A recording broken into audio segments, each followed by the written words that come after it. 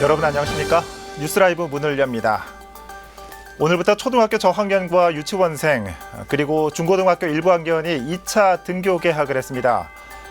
초등학교 입학하는 저희 집 막내도 어제 새 가방과 새 필통을 이제서야 꺼내며 좋아했던 모습이 생각납니다. 하지만 최근 어린이 감염 사례도 생기면서 등교에 대한 불안도 높아진 게 사실이죠. 오늘 뉴스라이브에서 첫 등교를 마친 한 초등학교 모습을 연결해 보겠습니다. 5월 27일 뉴스라이브 지금부터 시작합니다. 오늘의 헤드라인입니다. 초등학교 저학년과 유치원을 포함한 2차 등교 개학이 이루어졌습니다. 일부 학교는 감염 우려로 등교를 미뤘습니다. 서울시 교육청이 등교 수업 후속 방안을 발표했습니다. 중학교는 기말고사만 치르고 고등학교는 야간 자율학습이 원칙적으로 금지됩니다. 성수동과 옥수동으로 있는 유일한 마을버스가 폐선 위기에 처했습니다. 2016년 신설된 이후 계속된 적자가 이유입니다. 지난해 기공식을 가진 동북선 경전철 사업이 서울시와 토지주 사이의 입장 차이로 착공까지 난항을 겪고 있습니다.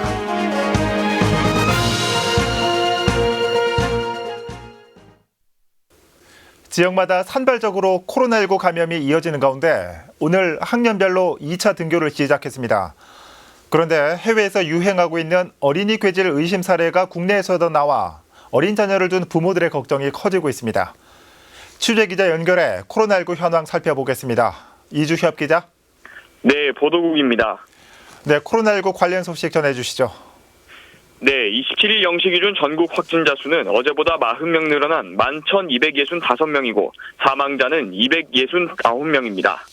서울에선 10명이 늘어 모두 802명입니다. 지역 곳곳에서 산발적인 감염이 이어지고 있는 가운데 오늘 학년별 2차 등교가 시작됐습니다. 서울시 교육청은 어제 추가 대책을 발표하며 예정대로 등교를 진행했지만 지역 감염이 발생한 일부 지역에선 등교를 미루는 학교도 나오고 있습니다. 한편 해외에서 번지고 있는 어린이 괴질, 즉 소아 청소년 다기관 염증 증후군 의심 환자가 국내에서도 나왔습니다. 의심 환자 2명은 모두 서울 지역에서 신고됐고 10대가 1명, 다른 1명은 10대 미만자입니다. 현재 방역당국은 코로나19와의 연관성을 찾고 있고 19세 이하의 소아 청소년에서 고열 등의 증세가 나타날 경우 인근 의료기관으로 즉시 신고해 줄 것을 당부했습니다. 날씨가 더워지며 마스크를 제대로 착용하지 않는 시민들이 늘고 있는데요. 정부에선 어제부터 대중교통 이용 시 마스크 착용을 의무화하고 있습니다. 미착용 시 기사나 직원이 승차 거부할 수 있습니다. 지하철을 이용하실 때 마스크를 깜빡하셨다면 역내 편의점이나 자판기에서도 구매할 수 있습니다. 오늘부터는 비행기 국내선과 국제선에서도 적용됩니다. 지금까지 보도국에서 전해드렸습니다. 네, 이주협 기자 수고했습니다. 코로나19 관련 소식 전해드렸습니다.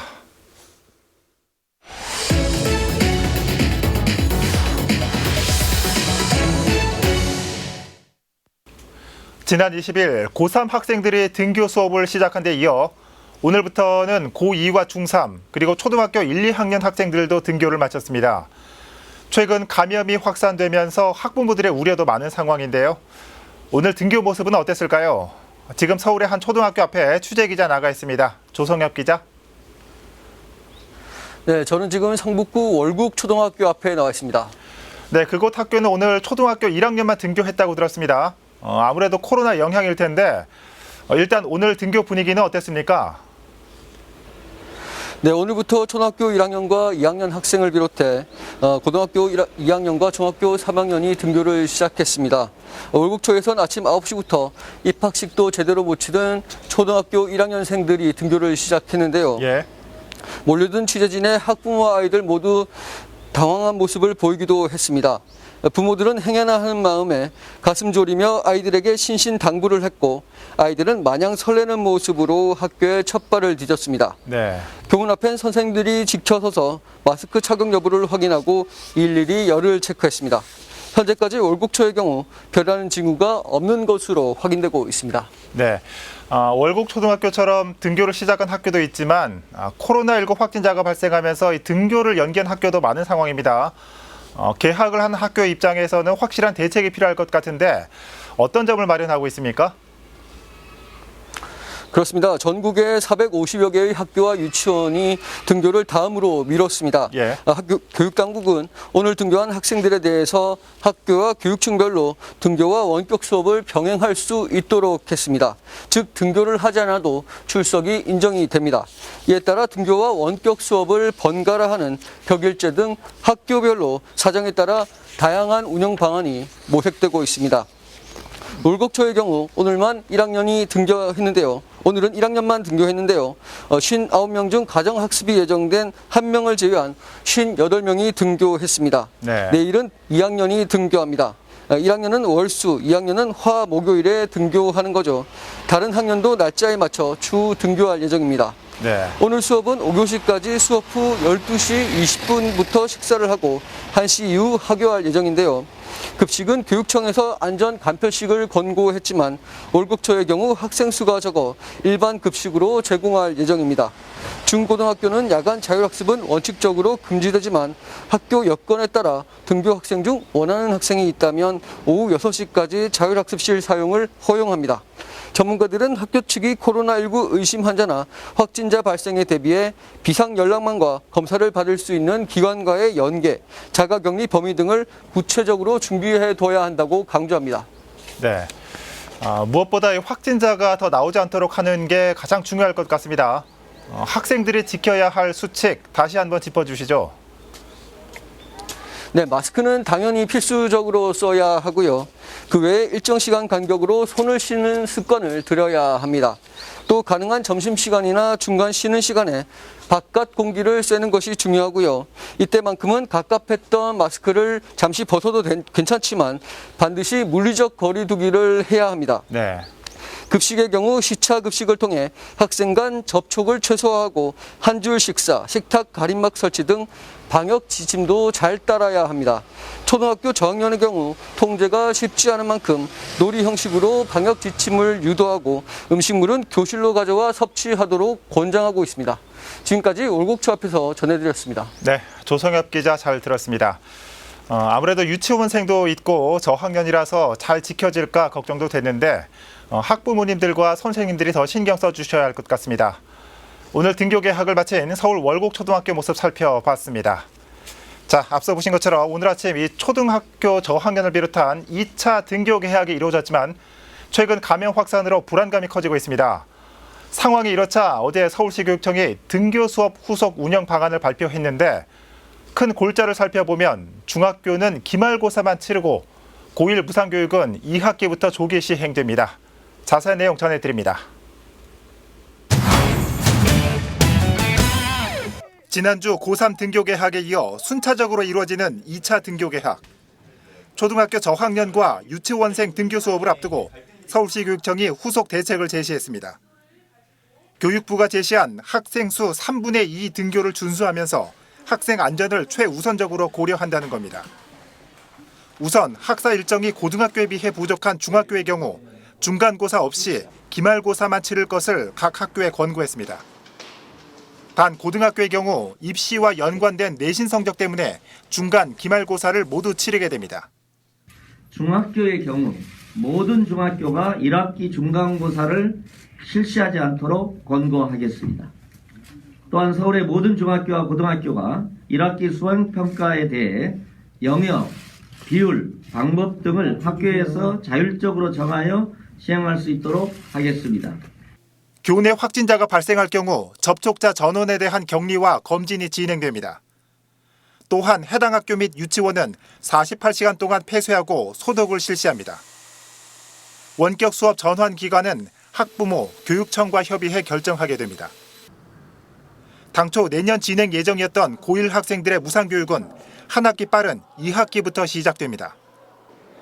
서울시 교육청은 이를 위해 452억 원을 투입하고 원격 수업 인프라 구축에도 나섭니다. 고등학교를 시작으로 내년까지 초등학교와 중학교 모든 교실에 무선 인터넷 인프라를 구축한다는 계획. 이 밖에도 서울시 교육청은 과대학급 학교에 학교 보건 지원 강사를 지원하고 보건교사가 없는 유치원에 간호사 100명을 배치한다는 계획입니다. 딜라이브 서울 경기 케이블 TV 박용입니다.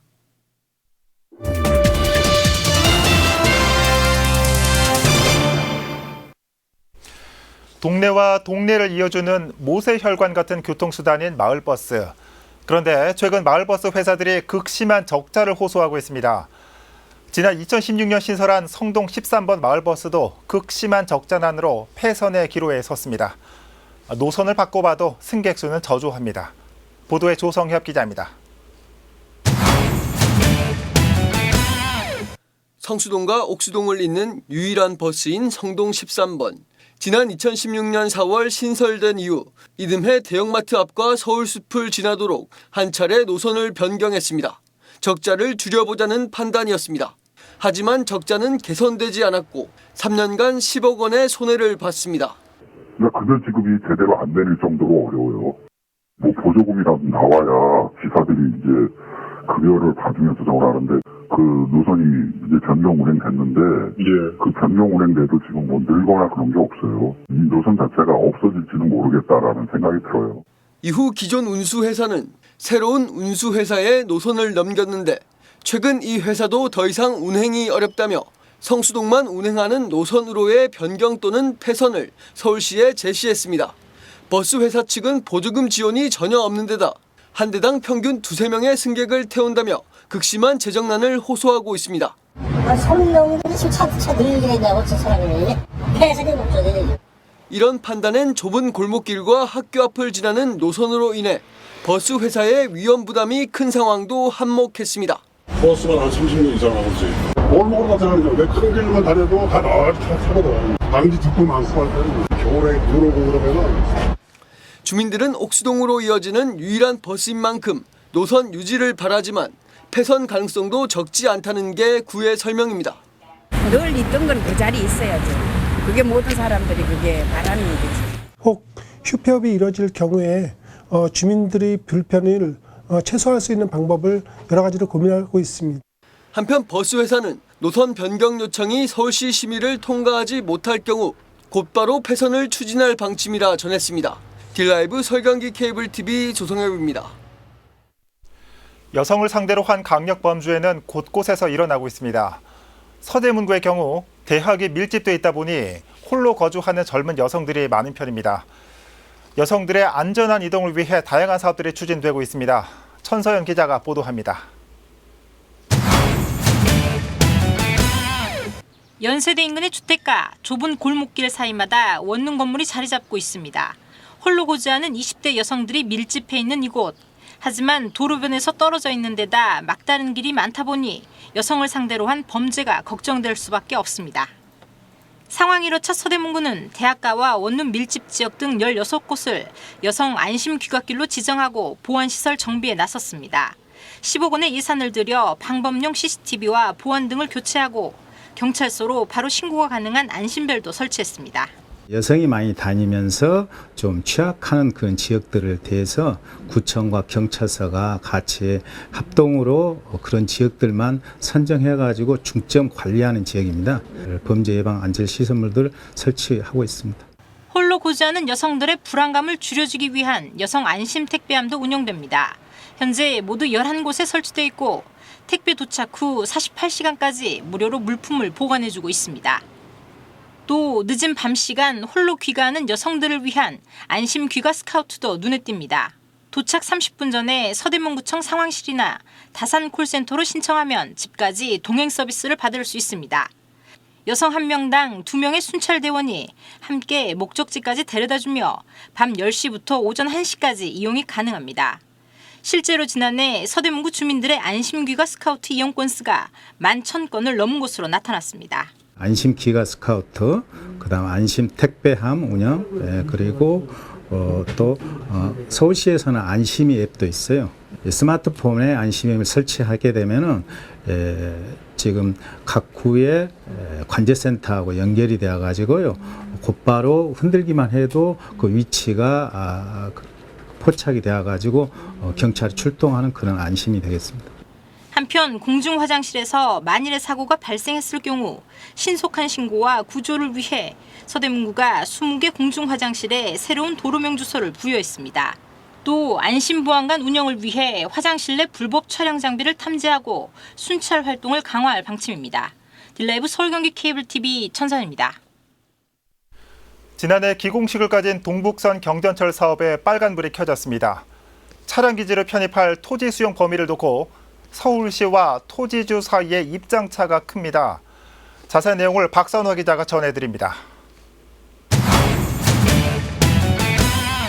동북선 경전철 차고지로 예정된 노원 자동차 운전면허 학원입니다. 건물마다 서울시 행정을 비판하는 현수막이 걸려 있습니다. 핵심은 토지 수용 면적. 서울시가 동북선 차고지로 수용 예정인 토지는 전체 2만여 제곱미터 가운데 한글 비석로와 닿아 있는 7천여 제곱미터, 전체의 3분의 1 정도입니다. 이에 대해 토지주는 도로변을 기점으로 앞쪽 땅만 수용하면 나머지 3분의 2에 해당하는 땅은 가치 하락이 불가피하다며 잔여지 모두 수용할 것을 주장하고 있습니다.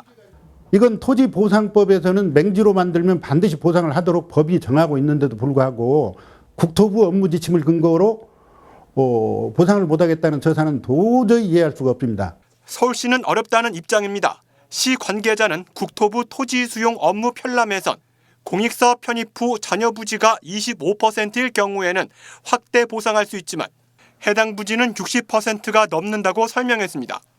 차고지가 들어선 후에도 학원 운영은 가능할 것 같다고 밝혔습니다. 잔여지가 이제 제일 키포인트는 이제 25% 이하일 경우에만 저희가 매수가 가능한데 지금 여기는 3분의 2가 남거든요. 지금도 이제 학원을 좀 운영하실 수가 있는데 대형학원은 안 되고요. 1종하고 2종은 되더라고요. 법정 다툼까지 벌어질 만큼 평행선을 달리고 있는 양측의 입장. 인근 주민들은 차량 기지와 면허 학원이 동시에 운영할 경우 매연과 소음 피해가 커지지 않을까 우려합니다. 차량 기지와 자동차 운전 학원이 같이 운영이 됐을 경우에는 소음하고 매연과 많은 국민들이 불편할 겁니다. 한편 서울시는 올해 동북선 예산 942억 원 가운데 77%에 달하는 733억 원을 삭감해 코로나19 대응 비용으로 편성했습니다. 토지 수용 면적을 놓고 토지주와 서울시의 간극이 큰 만큼 착공으로 가는 길은 험난할 것으로 예상됩니다. 들라이브 서울 경기 케이블 TV 박선호입니다. 송파구 장지동과 북위례 지역을 잇는 이른바 장지동길 공사가 반년가량 속도를 내지 못하고 있습니다. 공사 중에 암벽이 발견된 게 이유였는데 입주를 앞둔 북위례 지역에서는 벌써부터 교통 혼잡을 우려하고 있습니다. 보도에 태윤영 기자입니다. 북위례 지역과 송파구 장지동, 문정동을 잇는 장지동길 신설도로 공사 현장입니다.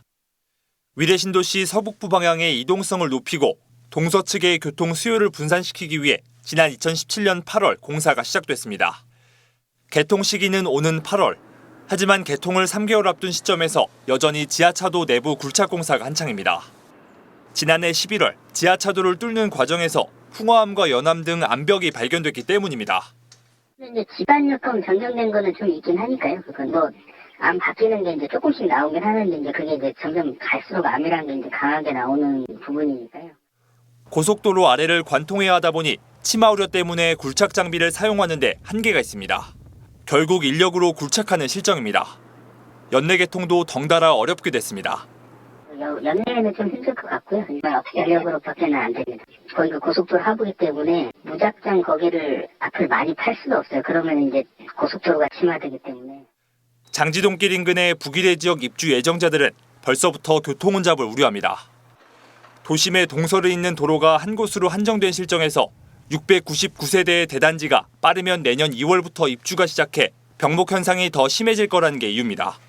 서울 강남 쪽으로 일자리로 이동할 수 있는 그 길이 필요한데 현재는 지금 그 연결된 도로가 하나밖에 없습니다. 당장 내년이면 북위례 입주자들도 북위례 단지도 또 입주를 하게 되는데 그러면 더 지금보다 교통지역이 될 거를 우려하고 있습니다. SH공사는 다음 달 구체적인 공사 일정을 밝히겠다는 입장입니다. 또 고속도로 하부의 경우 공사 전 지질 조사가 어려워 공사 연기를 예측하지 못했다고 밝혔습니다. 딜라이브 서울 경기 케이블 TV 태윤영입니다. 강남구는 코로나19 확산 예방을 위한 검체 검사 건수가 2만 건을 넘었다고 밝혔습니다. 이는 전국 기초지방자치단체 가운데 최다로 지난 25일 2만 94건을 검사한 수치를 기준으로 한 겁니다. 구는 전국 226개 기초지자체는 물론 광역자치단체들의 검체 건수보다 많은 숫자라고 전했습니다. 서울시 전체의 검사 건수는 16만 8천여 건으로 강남구는 12%를 차지합니다. 구로구는 1,400여 명의 전 공직자가 재난지원금 착한 소비에 동참한다고 밝혔습니다. 착한 소비 운동은 긴급 재난지원금을 지역 내에서 6월 말까지 빠르게 사용하자는 캠페인으로 공무원이 먼저 코로나19로 침체돼 있는 지역 경제를 되살리자는 취지로 시작됐습니다.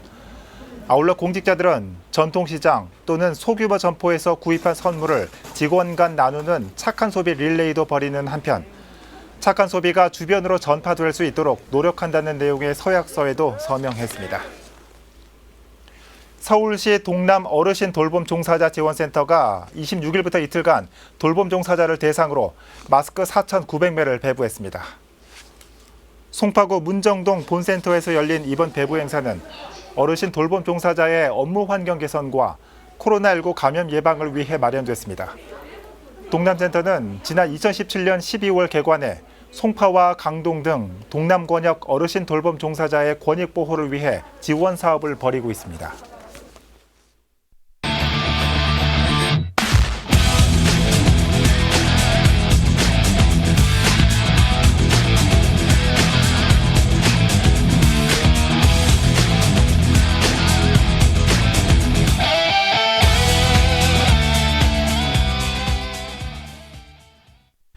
학교 간 아이가 친구와 너무 가깝게 붙어 놀진 않을까, 혹시나 덥다고 마스크를 벗진 않을까 걱정이신 분들 많으시죠. 오늘부터 낮 기온도 점점 올라간다고 하는데 친구 얼굴 반만 봐야 하는 아이들은 오죽하겠냐마는 자녀를 등교시킨 학부모 입장에서도 이 더워지는 날씨가 썩 달갑지만은 않습니다. 뉴스라이브 마칩니다. 시청해 주셔서 고맙습니다.